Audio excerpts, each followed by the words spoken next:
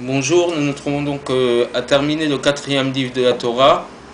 Et cette semaine, on va terminer avec deux parachiotes qui s'appellent les parachiotes de Matot et Massé. Et j'aimerais dans un premier temps dédier le cours à la mémoire de quatre personnes. Donc une dame qui s'appelle Myriam Bat Messaouda, dont nous sommes actuellement dans l'année de Askarat Ishmata, de souvenir de son âme. Une autre personne de la même famille qui s'appelle Marcel Chayabat Messaouda, la grand-mère d'un ami. J'aimerais aussi dédier le cours à la mémoire de Flavie Suzy Messaouda Badrachel, dont je me suis occupé personnellement de la levaya de l'enterrement vendredi avant Shabbat. Rappeler la neshama aussi d'un jeune homme qui nous a quittés prématurément, qui s'appelle Shimon Ben Esther. Et enfin, avoir une pensée pour la guérison totale de trois personnes. La mère d'un ami, la mère de notre ami Serge qui s'appelle Esther Badrachel. Notre ami depuis très longtemps, Chaim Ben Messaouda, que Kadosh Baruch Hu lui annonce que des bonnes nouvelles physiquement et moralement. Et enfin, pour un ami très très proche qui actuellement est un peu dans la galère, qui s'appelle Aurel Ben Sarah, et on lui souhaite tous que Kadosh Baruch Hu annonce que des bonnes nouvelles. Et quoi qu'il arrive, je rappellerai cette expression chassidique qui dit pense bien et tout ira bien. Donc avoir des pensées positives, parce que une partie de la guérison, c'est aussi la pensée. Essayer d'avoir des pensées bonnes, et plus ce moral va bien, et plus ce physique va suivre. Donc, dans cet ordre d'esprit, tous ceux qui sont malades, je leur souhaite vraiment une réfouache schéma, une guérison complète. Mais sachez vous entourer de personnes qui vont vous apporter des ondes positives, parce que c'est ce qui permet aussi la guérison du corps et de l'âme. Donc comme je l'ai dit, nous lisons actuellement les parachiotes de Matot et Massé, qui terminent le quatrième livre de la Torah.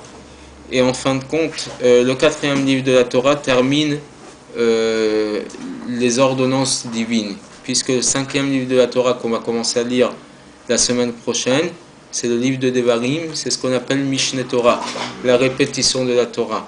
C'est donc finalement Moshe Rabbeinu, Moïse, qui s'adresse à l'ensemble de la communauté. Et finalement, ce cinquième livre n'est pas un livre qui est donné par Dieu directement, mais c'est la retransmission et le retour par Moshe Rabbeinu de tout ce qui s'est passé dans les quatre premiers livres de la Torah directement donnés par Dieu. Et donc lorsqu'on lit les parachiotes de Matot et Massé, qu'on lit de manière générale, de manière mechoubarot. Mechoubarot, ça veut dire attaché.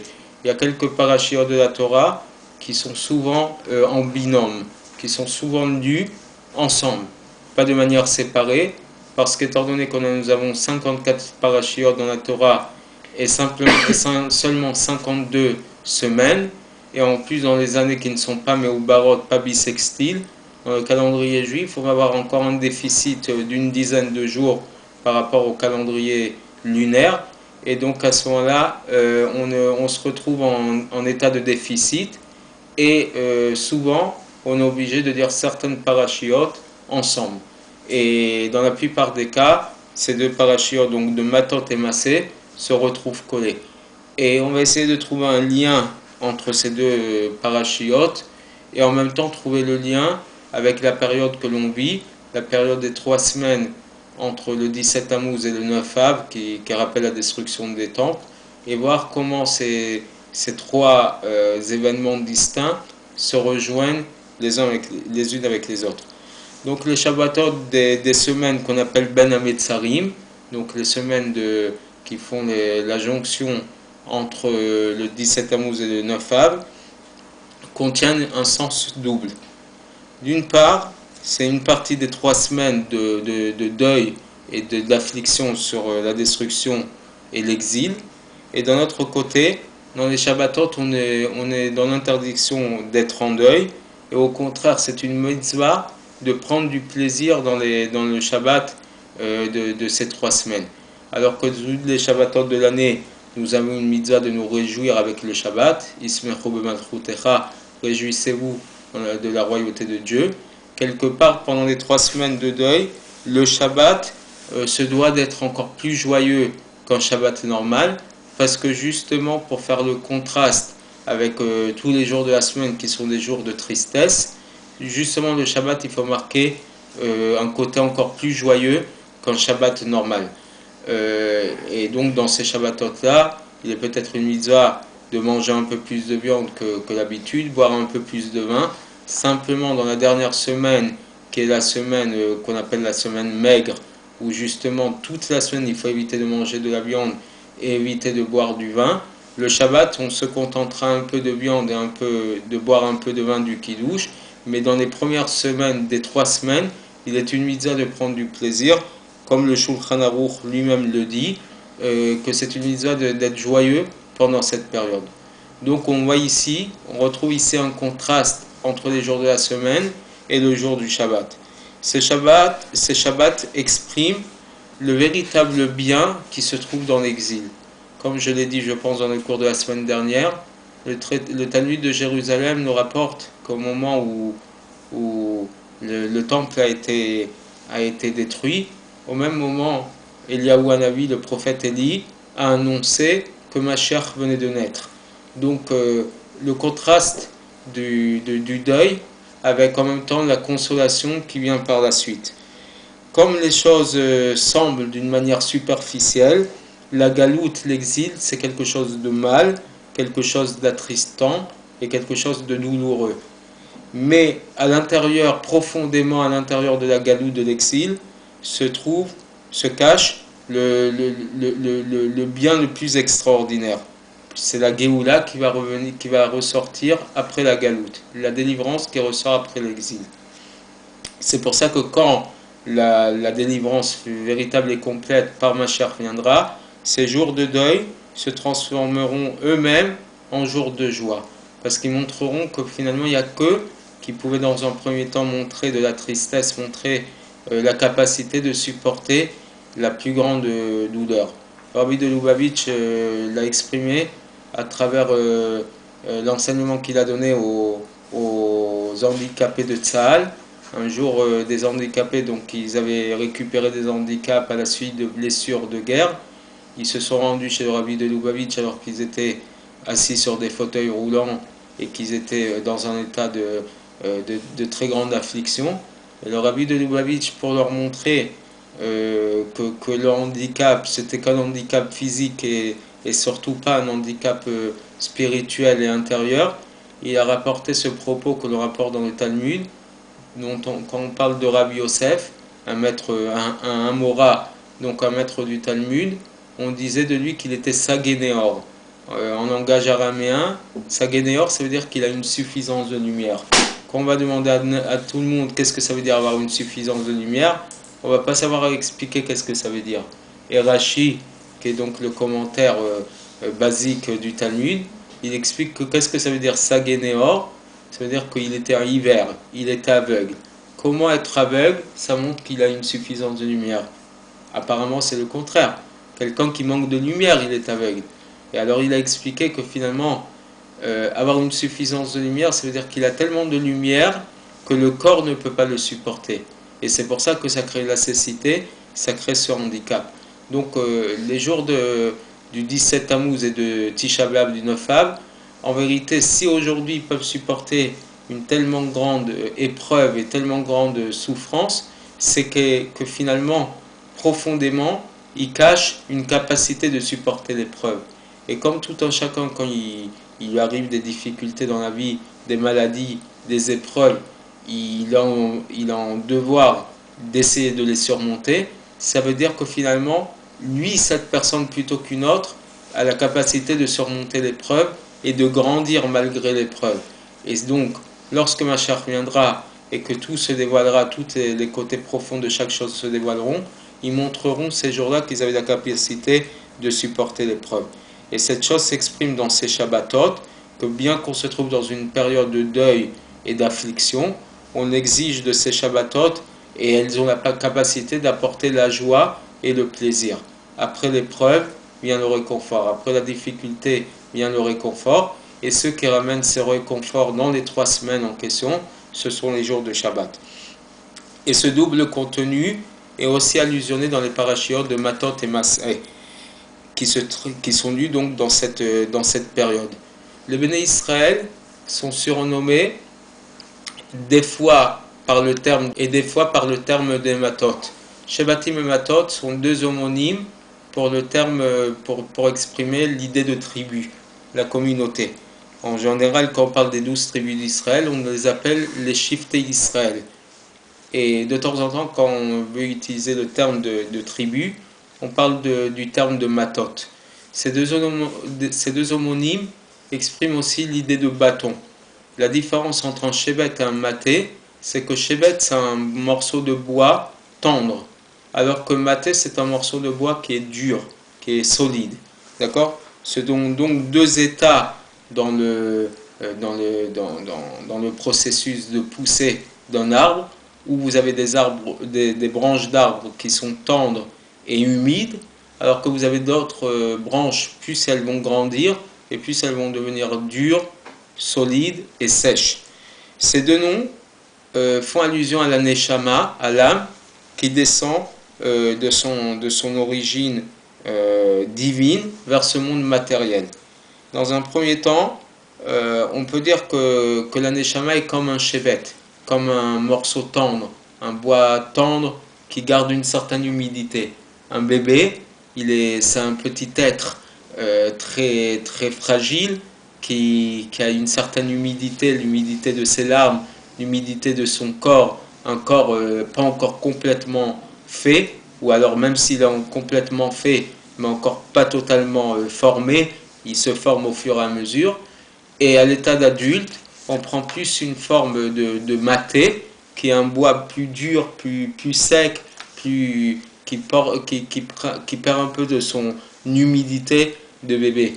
Mais au-delà de cet état donc de poussée physique, ça peut faire aussi allusion à des âmes, soit qu'ils ont encore gardé une forme originelle, une forme de tendresse, une forme d'humidité, une forme d'enthousiasme pour Dieu, et alors que maté fait allusion à une âme qui a perdu beaucoup de sa forme d'origine pour prendre un aspect beaucoup plus dur, et de par son éloignement de Dieu, elle a pris un statut un peu plus sec, un peu plus dur. On a beaucoup plus de difficultés à parler à cette âme de Torah, de rapprochement vers Dieu, parce qu'elle a perdu beaucoup de sa forme originale. Et même Massé, donc ça serait l'état de Matot, qui veut dire, qui parle d'une Neshama donc, qui a changé, qui s'est éloigné de Dieu, et qui a donc perdu beaucoup de sa forme originale d'attachement à Dieu. Massé fait allusion aux différentes étapes de la Neshama lorsqu'elle descend dans ce monde ici-bas. Vous savez qu'il y a 42 étapes depuis le moment où les Béné Israël sont sortis d'Égypte jusqu'à l'entrée en Israël. Et le Baal Shem Tov HaKadosh disait que ces 42 étapes correspondent à 42 étapes de la vie d'un homme. La première étape de la vie d'un homme, c'est la naissance. Après, il y a la Brit Mila. Et ce sont différentes étapes jusqu'au moment où on arrive à Eretz Israël. La terre d'Israël, c'est en vérité la remontée de l'âme vers son Créateur, qui se fait au moment de la disparition du corps, au moment de la mort. Et là, on retrouve le Créateur et on rentre dans sa terre d'Israël, dans un endroit où il n'y a plus de difficultés, les difficultés du corps, parce que finalement, l'âme retourne vers quelque chose de beaucoup plus grand, beaucoup plus fort, qui est retourné vers Dieu. Et donc, dans un premier temps, la Neshama descend de son origine très élevée vers ce monde ici-bas. Et dans une deuxième étape, nous descendons dans le voyage le plus bas que l'âme Israël, que le peuple juif puisse connaître, pendant l'époque de la Galoute, pendant l'exil. Dans cet exil, et en vérité aujourd'hui nous vivons un exil beaucoup plus difficile, je dirais, que l'exil tel du moment de la destruction du temple. Parce qu'à la destruction du temple, ça a été plutôt un exil matériel, un exil physique, où on nous a montré combien le temple a été détruit, combien les nations nous ont fait mal physiquement. Mais aujourd'hui, nous nous trouvons dans un exil beaucoup plus subtil et beaucoup plus difficile à percevoir. Aujourd'hui, nous avons beaucoup plus de facilité de servir Dieu de par des endroits où nous nous trouvons dans le monde, de par la liberté d'expression d'un juif dans les pays démocratiques. Mais le danger qui nous guette, c'est justement qu'il y a tellement de facilité à servir Dieu qu'on risque de s'en détacher. Tout est tellement facile qu'on a moins d'efforts à faire pour s'attacher à Dieu et en même temps moins d'efforts à faire pour se détacher de Dieu. Donc actuellement, nous nous trouvons dans un exil qui est beaucoup plus difficile à supporter pour l'âme, parce qu'avec tout ce que l'on voit dans le monde, tout est des facilités d'expression, on peut se détacher plus facilement de Dieu. Et là aussi, nous voyons la Yérida, donc la descente en bas, dans les choses les plus basses de la réalité de ce monde. Et finalement, même le but de cette Yérida, de cette descente dans le monde, c'est pour arriver à la Liya, à une élévation. On dit il y a une expression qui dit que Yeridazo, il est Tzorachalia.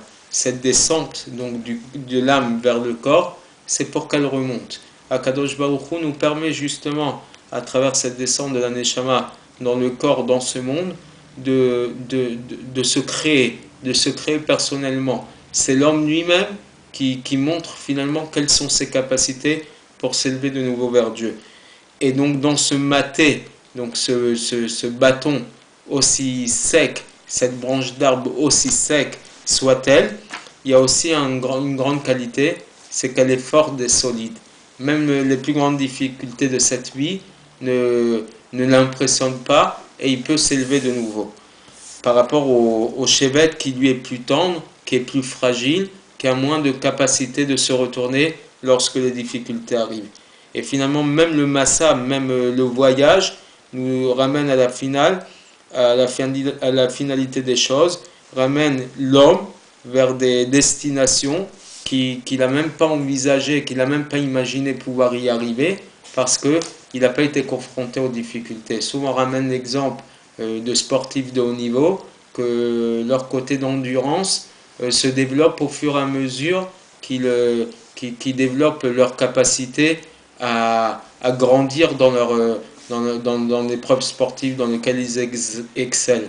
Et plus ils s'entraînent, et plus il grandit. Et l'homme, c'est pareil. Au début, quand il descend sur terre, il voit tout ce qui se passe sur cette terre, il ne sait pas comment réagir face aux événements. C'est ce qu'un bébé et un petit garçon vit. Et pour ça, de qui il a besoin pour pouvoir grandir? De ses parents, de ses maîtres, des personnes qui lui donnent des repères.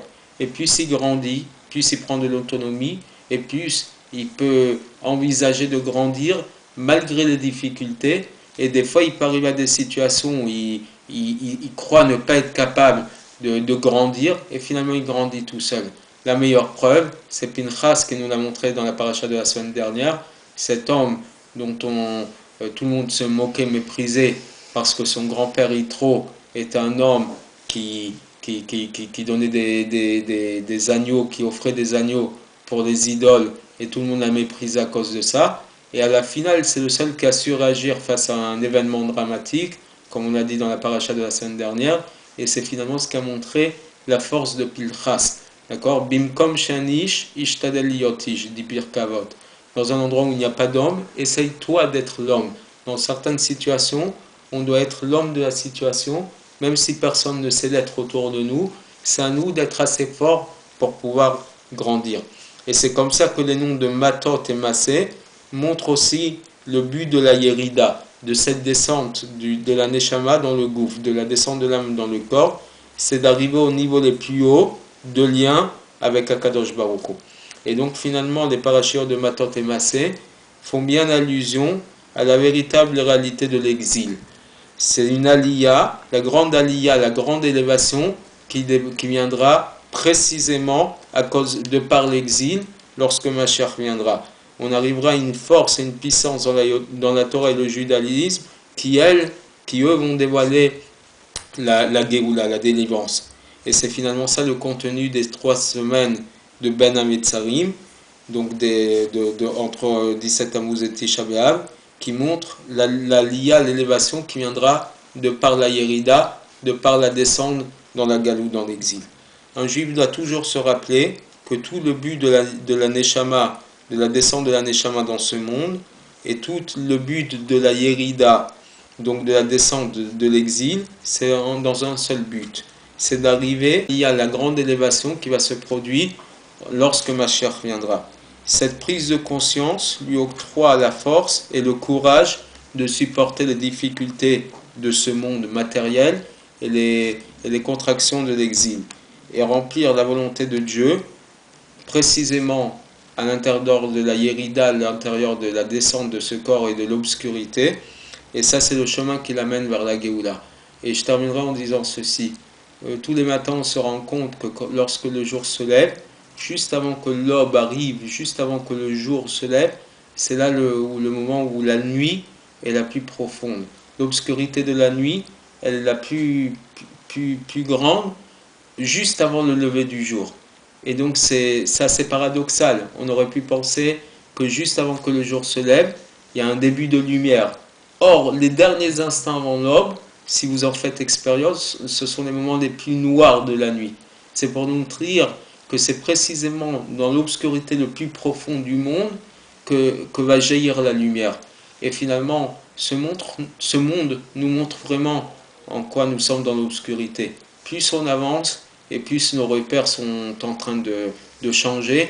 Les repères qui faisaient les valeurs de ce monde sont en train de tourner. Même le climat est en train de changer. Nous n'avons plus aucune saison. Et ça, c'est en soi une malédiction. Puisqu'au moment où Dieu a apporté le déluge dans le monde, il a décidé au même moment qu'il y aurait les 4 saisons. Le froid, le chaud, l'automne, le printemps, l'hiver et l'été. Et finalement, le fait que même le climat est en train de changer, on ne sait plus quand est-ce que c'est l'été, pas aux bonnes dates, on ne sait plus quand est-ce que les choses sont en train de se passer, et même au niveau politique, au niveau social, au niveau professionnel, toutes les valeurs sont en train de changer. Ça montre qu'on est en train de s'enfoncer dans l'exil. Et plus on s'enfonce dans l'exil, et plus c'est un signe que la Géoula va se lever. Maintenant, on a un choix à faire, c'est de demander clairement à Dieu d'avoir pitié de nous. 3 fois par jour, nous disons dans la Mida que la jambe de David, ton serviteur, rejaillisse très rapidement. On demande à Dieu qui nous amène la Géoula, la délivrance. Mais le seul problème, c'est que souvent, nous prions, mais nous ne comprenons pas ce que nous prions. Et en plus, on n'a pas la kavana, on n'a pas l'intention adéquate. Donc, il est clair que l'on doit travailler pour demander avec toute sincérité à Dieu qui nous amène la Géoula, qu'on change tous de profil de vie, et c'est que comme ça que nous serons en mesure de supporter toutes les difficultés de ce monde. Et on demandera à Kadosh Baruch Hu qui nous donne à tous l'amour du prochain, puisque c'est cette période qui l'exige. Et Bezrat Hashem, nous serons peut-être en train de finir de lire le 4e livre de la Torah ce Shabbat en disant Chazak, Chazak, Benit Chazek. À chaque fois que l'on termine les livres de la Torah, en nous disant Dieu nous souhaite de nous renforcer. Et peut-être qu'avant même de rentrer dans le 5e livre de la Torah, le livre de Devarim, nous serons en mesure d'avoir compris en quoi notre travail doit se faire, donc d'investissement, de prise de responsabilité dans ce travail sur terre. Peut-être qu'Akadosh Baruch Hu aura compris que nos prières sont devenues peut-être plus sincères qu'à d'autres époques. Il nous amènera la Géoula, la délivrance avec Mashiach très rapidement. Amen. Et nous vivrons que des moments de joie et tous les malades guériront, tous ceux qui seront dans la difficulté sortiront de leur difficulté très rapidement. Amen. Amen.